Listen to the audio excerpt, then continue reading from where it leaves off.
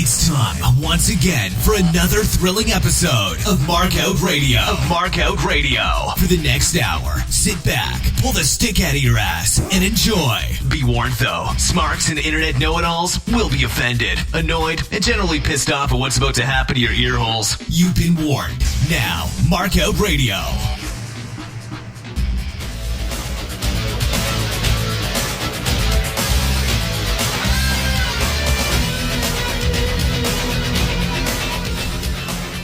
That's right. Welcome back to Market Radio Goes Nitro, episode 23 for February 5th, 1996, out of Lakeland Jenkins Arena in Lakeland, Florida. It's got a couple different names. Had to do a little hunting to find all that shit out. But you know, your boy Darfox does that shit for you. Alright? Now, t-shirts, photo ops, and signings aren't really going over, so we're back to using the tried and true method of dark matches to build crowd heat. Dark matches this week include Conan, who is the U.S. champion, defeating Devon Storm. Now, here's the thing. This is going to be a long fucking deal. And it's a long deal because I like Conan. Sort of. Listen, I'm going to preface all this with most of these people I like before I had interactions with them, alright? Alright, let's just leave it there, alright? Anyways. Now, Conan defeats One Man Gang on WCW main event on January 29th and holds it, spoiler alert, for the next 160 days. Now, this isn't the longest title reign under the WCW banner, but it's close. We've discussed this before, that the U.S. title was first won by Harley Race back in the NWA. Way back in the day. But it was retired sometime back in the early 80s. And the new title under the WCW banner was won by Luger in a Texas bull rope match on December 16th, 1990. It would be retired again when Edge defeated Test, who was the IC champ, to unify the titles. He would hold it for 210 days. Smart, given it had been resurrected. That is, Luger held it for 210 days. But then WCW fucked it all up by vacating it on July 14th, 1991, when Luger won the world title, and a tournament was then culminated with a Sting defeating Steve Austin on August 25th, 1991 to get the U.S. title. Now, Rick Rude would hold it right after Sting for 419 days. Amazing. Austin would hold it in 93-94 for 240 days. After that comes Conan's reign, which really put him on the map. I mean, just before Bischoff buried him in the NWO. Other dark matches include Bunkhouse Buck, Dirty Dick Slater defeating the Barrio Brothers, Fidela Sierra and Ricky Santana. Johnny B. Bad defeats Diamond Dallas Page to retain the WCW World Television Championship in a non-televised match. Alright. Let's get to the meat and potatoes of actual Nitro here, alright? Shall we? Now, this is a go-home Nitro for SuperBrawl 6 at the Bayfront Arena in St. Petersburg, Florida. I'm going to cover everything going on with that at the end of here. I was going to, talk about it at the beginning here, but I think this one's going to run a little long. I'll apologize ahead of time. I'll try to get it out as quickly as the normal ones are. But this might run a little long in the tooth, alright? The announce team actually does a good job, and the show does a good job of selling SuperBrawl 6. Now, the show kicks off with the team running down the card. The dog is dressed up like, I don't know, Anne of Green Gables? I don't fucking know. I don't care either. It's a stupid dog dressed up as a stupid thing again. And here's the thing. Mongo is not long for the announcement decision. Not because I know that because hindsight's 20/20, but because he can't fucking keep a straight face. He can't. For some strange reason, he has trouble selling being the bossy face. I don't know what the fuck his gimmick is supposed to be. Anyways, the show kicks off with Savage, Miss Elizabeth and woman in his corner, defeats Chris Benoit by DQ to retain the WCW World Heavyweight Championship in 8 minutes, 17 seconds. I gave it 4 out of 5. I don't often say this, but Savage actually botched a weird move here. He botches a hangman spot on the bottom rope as Benoit started trying to do the knee catapult into the bottom rope, and Savage just sort of I don't know how the fuck he botched it. He kind of twisted to his side. It was weird. Bischoff called Benoit Pillman more than a few times during this match. Most of the time, Mongo or Brain would cover it up or at least repeat Eric's line with the correct name in place. Benoit suicide dives after he throws Savage over the top rope. Due to woman distracting the ref, Savage went over the top rope and Benoit didn't get disqualified. It was a really weird spot. But anyways, let's talk about the suicide dive spot. Holy shit. I know most of that sound came from sweaty torso hitting crash mat, but Jesus, fuck, that looked painful. Benoit basically took one of his finisher headbutts to the fucking steel guardrails. Oh, God. And it made that weird splotchy sound when his torso contacted with the fucking ring mat. It sounded like he killed himself. It really sounded like a suicide dive. Now Flair comes out to taunt Liz. Savage rolls out of the ring to go after Flair. Woman strangles Flair with a rope or some shit. Anderson comes running down and there's a beatdown on Savage in the ring. Hogan comes out, his botched eyebrow blade job from last week all taped up, and he clears the ring. The match itself was really quite excellent. Great wrestling, selling an ongoing program while building heat for the pay-per-view. It was good stuff. Post-match, post-match is going to be a little bit different. Post-match, Gene climbs into the ring with Hogan, Savage, and Liz. Now, first, Gene's trying to get in there while Savage is still overselling the beatdown, and Hogan tells Gene off for getting in the way. Savage is then helped to the back while Hogan is caught on live cam asking where they're going. Oops. I guess he forgot how this was going. Hogan hours sucked. So, the rest happens kind of quick. Flair comes back, lays out Hogan, starts working over the botched blade job, bandaging to get some color going. Hogan makes a comeback. Giant waffles him with a chair when he comes down. Zodiac, stops him by pushing the chair at the Giant's face. Not once, but twice, saying no one hurt. Yeah, no shit. And, just anything for that fucking paycheck. All right. Now, Savage runs back out and clears the ring. Savage yells at Liz, and Eric dumps to break because of the blood on Hogan's face. I mean, it was weird. It was odd, because during pay-per-views, nobody says shit about blood. But doing a little bit of digging here, Billionaire Ted apparently had a mandate for WCW on television. Specifically, that mandate was for Bischoff. He wanted the product to be PG. Some of you current WWE fans know what I'm talking about here. Bischoff hated not being able to have color in matches, and most of the guys he had wrestling there were all fairly old school about blood. Pay-per-views were a different story, of course. You get to have all the color you want, but on TBS and TNT, they were supposed to be blood-free. Don't worry, though. Once the ratings go up and WCW starts making an actual profit, Ted forgets all about this mandate and focuses just on beating Vince. After this, we get a commercial break with a WCW magazine promo, and we're back from commercial break. We get Arn Anderson and Brian Pillman defeating Hugh Morrus and Sullivan via disqualification in 7 minutes, 17 seconds. I gave that one 3 out of 5. After both teams come out, we cut to break and a WCW Saturday Night promo. That's right, we're back from break for like 2 minutes. Now, when we come back from break, Eric announces that there's going to be a respect match between Pillman and Sullivan at SuperBrawl. Essentially, it's a strap match with an added gimmick.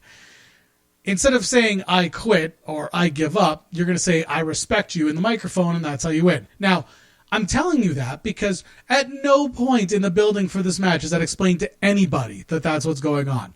No one explained that this is an I quit strap match where instead of saying I quit, you say, I respect you. Again, I understand. Listen, again, Sullivan was probably a booking genius back in the 70s and 80s. But it is now the mid-90s, and he's becoming senile, and he's losing touch with what's going on. Plus, he's again programming against the main booker and Eric Bischoff. So he's basically fighting a two-front war, even if he did know what he's doing all the time, which I'm really, really hesitating that that's actually happening. Now, this match got into a very uncomfortable shoot spot. And unfortunately, the announce team, who should be drawing your attention away from that, were drawing your attention to it. Post-match, Pillman eats a couple of belt whips and then bails and walks out on the whole fucking thing. Bischoff tried to used it all to sell the respect match, but I think we all know this is about to become a gigantic clusterfuck, don't we? Yes, we do. You know how we know that? Because your boy Darfox is teaching shit this week. More obnoxious than your name. Whoa. They don't add that part in. All right, anyways. After this, we get a Super Brawl 6 promo. And the match dumps out after break with Ric Flair and Woman at his side, defeating Marcus Alexander Bagwell in 7 minutes, 1 second. I gave it 2 out of 5. And I'm a Flair mark. And I like Bagwell. It was just not a very good match. At the beginning of the match, Orndorff comes out, grabs a microphone on the set by the announcers there and says, funny thing about Payback is you never know when it's coming, and then leaves. And then we get another commercial break with another SuperBrawl 6 promo. I mean, listen, I don't know. It wasn't a bad match. It just wasn't very good either. I expected much more. I mean, Bagwell doesn't tap or get counted out, but the match ends anyways. Rick won't let go of it, and he waffles the ref. But he's still the winner, even though he slapped the ref around. Savage does a run-in, and Flair sets a new 100-meter dash record till they get backstage, leaving Woman to hike up her dress and follow after. After this, we get a short commercial break, thank God, with Lex Luger and Sting defeating the Road Warriors, Hawk and Animal, to retain the WCW World Tag Team Championships in 8 minutes, 37 seconds. I gave it 4 out of 5. So, keep in mind that this isn't SuperBrawl. If this was SuperBrawl and we were getting this match, it would probably be, well, much lower. But in this one, it's fine because both teams actually come out to their entrance. Sting and Luger come out to Sting's music, of course, as usual. Legion of Doom chant starts up, and Brain acknowledges it. Bischoff tries to cover it up a couple times, but after a while, he just sort of gives up. I think at this point, the production team told him that Legion of Doom isn't actually trademarked by WWF. Legion of Doom was something that they called themselves before they even called themselves the Road Warriors. When they were first put together, they called themselves in Georgia Championship Wrestling. They called themselves the Road Warriors or the Legion of Doom briefly. So it's not as though it's a trademark name. But I mean, Bischoff's probably cautious of getting into too many lawsuits with Vince. Anyways, during the match, there's actually a power outage. So Botch of the Night goes to the power company. Well done. Coming back, Bischoff says that with the World Heavyweight title on the line, that they'll stay with it, and they'll go late if it needs to be. Too bad it's a tag title match. Hart introduces a big hunk of metal, which Luger then uses to waffle Animal in the back, because, you know, he's coming back from the back injury or whatever. And they get the pin. The pin. Sting doesn't know what actually happened, but knew it wasn't cool and looked pissed off, because that's part of this gimmick right now. Post-match Gene promo with the Road Warriors. Hawk wants a title shot on who wins at SuperBrawl 6 between Sting and Luger and Harlem Heat. Animal calls his team the Road Warriors, Legion of Doom, so he calls them both. And he wants a shot too. The announce team wraps up the show and does one final promotion drive for SuperBrawl 6. This was another Nitro where we really had no idea how many people attended. I mean, after doing some digging, half house here, which is usually how wrestling events run, has a capacity of this arena of 4,200. Again, it's a big wrestling state in Florida. Eric's been smart here. He's booking in states that he knows he can sell out.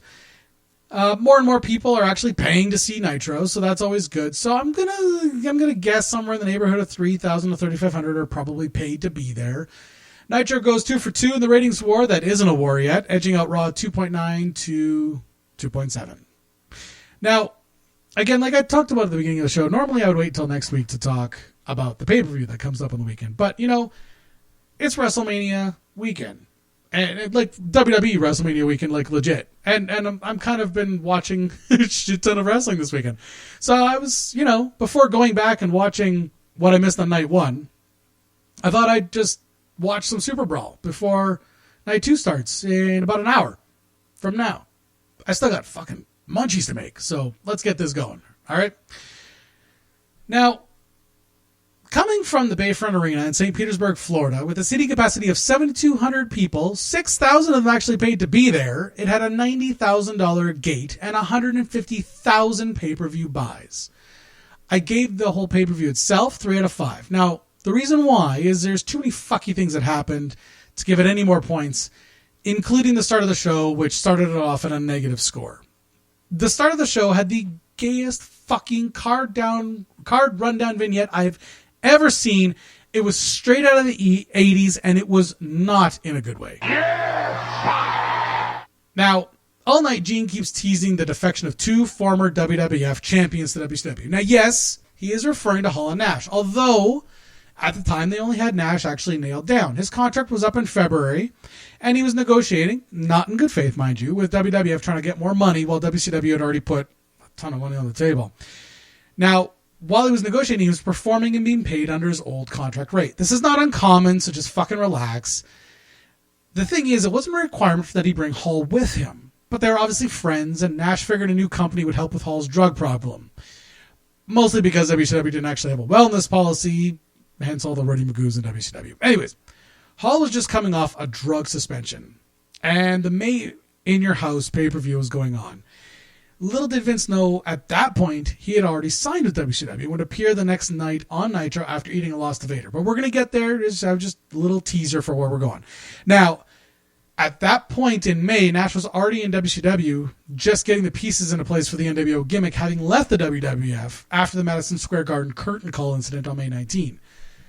The thing is, both guys knew they were leaving WWF for WCW by mid-January. So while Gina's promoting this whole two former champions thing all night long, Bischoff made sure that he kept telling fans who called into the 1-900 number every fucking name that the WWF roster except Nash and Hall. A lot of this assembling information from various sources, so just bear with me as we go here, all right? Now, Nash is well known for giving smarks and shoot interviewers conflicting stories, a little bit like Sonny. Mostly because he loves ribbing marks, but also to keep everything buried, because not all of this makes him look all that good, and as much as he hates smarks, he does like to be liked, which is a weird dichotomy. Anyways, there's some theories that he had actually signed with the WWF, but had a clause in his contract that would allow him to break it with no penalties. Now, see, that one, I doubt. There are also theories that Hall had been fired after his drug suspension, but Shawn Michaels interceded and got him hired back on a pay-per-appearance contract, knowing that Hall just needed a couple more months of steady paychecks until his WCW contract kicked in. Now, that one sounds much more likely. In the end, we're fast approaching the war, but we're still in this weird holding pattern where not all the matches, programs, or cards are going to make a whole lot of sense or really built to anything but a mediocre blow-off. Still, all things considered, SuperBrawl 6 was a pretty good promo, or pretty good pay-per-view. Show starts off with Nasty Boys defeating Public Enemy, basically a non-bloody ECW match. Bad defeats DDP, pretty good. Too much time is spent watching Kim jump up and down with too many clothes on. Sting and Luger defeat Harlem Heat. Animal Blast Booker with a chunk of metal from Nitro, and Luger gets the pinfall. Conan defeats One Man Gang. Pretty fucky ending, if I'm honest, and Conan was so pissed off about it, he just stormed off. He gave fans a high five, but he was done. Sullivan and Pillman. Yeah, it was every bit the clusterfuck I predicted it was going to be. I mean, it included some legit whipping, shoot punching in the face, and kicks to the fucking balls from both guys. Eventually, Pillman tackles the ref in the corner, takes the mic, and says, "I respect you, Booker, man," and then walks out. And he flips off the fans as he leaves. He's walking down the aisle. He's gone. So Anderson is, I guess, stalling in the ring, instructing the ref on what to do. Eventually, Anderson comes down in his street clothes from what Brain says is his golfing attire, and Sullivan booked this match on the fly.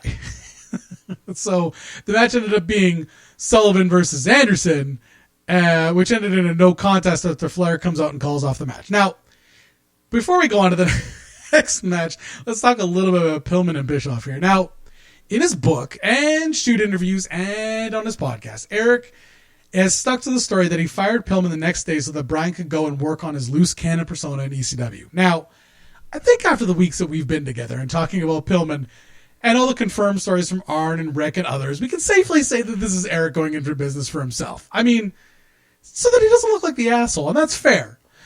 I mean, that boat sailed long before he was ever hired by WCW, but anyways, Pillman and Austin were legit friends, and the Hollywood Blondes went over despite what Sullivan and Bischoff intended to happen. Even when they were broken up and feuded, the matches they had were better received than most of the main events. Now, Austin, of course, gets shit-canned while he's injured. So I'm sure Pillman thought that when he came back from his injury, he would come back into a title picture or maybe get some heat or something. But during his injury, Hogan and Savage came in, and everyone moved down 2 pegs. He was put into the Horsemen to keep him in line, and it never really worked. Maybe if they'd paired him up with somebody and allowed him to try to get over under his own steam, that maybe it would have been fine. But he's never... I mean, listen, Pillman was never the kind of personality you could micromanage and get anything good out of him. So, after he flips off the fans, he shows up at ECW a couple days later. That's not where it ends, because of course he'll He'll show up in WWF and then the invasion angle and all that stuff. But, like, from this point forward, Pillman is persona non grata in WCW because he basically walked out on his contract. Now, Eric did have the good sense not to sue him for breach of contract, which I'm sure also helps his story where he says that he released him so he could go work on his fucking persona. But let's be honest. He released him because he didn't know what the fuck to do with him, and Sullivan couldn't control him. That's the end of it. And to be fair, I think if any of us had a partnership that was broken up by somebody and then we were told to just make nice and keep on a happy face and keep producing shit, we'd probably all be just as pissed off. So I'm not going to fault him for it. He is fucking batshit crazy, and he is absolutely hitting the rights hard. You can tell just by how far his physique has come in the last 5 months since Nitro went on the air. So anyways, after this, Sting and Luger and the Road Warriors match ends in a double countout. Now, I would be more excited about this, except that shortly after this, Legion of Doom left over a contract dispute with Bischoff. Now, they claimed that he offered to make them second most paid wrestlers in the company. Now, of course, Eric doesn't remember promising them that, but let's be honest, Eric's full of shit 99 times out of 100, so who knows? This match had a lot of piped-in crowd noise because Luger's pre-match gimmick deal stole all the heat out of the room. The fans were fine with it the first time he went back, and they were even along for the ride the second time he went back. But when he went back the sixth time, no one was having it anymore, and it was fucking boring. So any heat that had been generated, which, let's be honest, wasn't much because leading into this was Pillman walking out of the company and Anderson-Sullivan match ending in a no contest after Flair comes out. The crowd was basically lost. They didn't know what the fuck was going on. The train had gone off the tracks. Then we end up in the cage. And here's the thing. The cage itself was held together with shipping straps. So that's always a bad thing. And part of the problem here was that a lot of the times during the match, there was an awful lot of Flair's ass hanging out all over the goddamn place. Not once, not twice, but like at least 6 times was Flair's ass hanging out for the crowd to see. And you know what? They popped. It was absolute insanity. I never thought that fans would pop for an old man's wrinkly old ass and, you know, old pale wrinkly ass, but they did. They popped every time it happened. I don't know. Maybe there's a lot of grandmas in the crowd that were into Flair when he was a kid. What can I tell you? Flair defeats Savage in the cage to become the 13-time world champ. After this, Hogan defeats Giant in the cage. Essentially, a WrestleMania 3 reenactment in a cage with less pop, followed by Hogan clearing the ring of the Dungeon of Doom all by himself. Hogan hours sucked. Well, that was an abortion of a show. Should the mood take you, check out markoutradio.com and leave a comment. You can also find links there to our Facebook, Twitter, YouTube, and Stitcher channels. You can even leave a voicemail on our Skype. Just click the links and share them.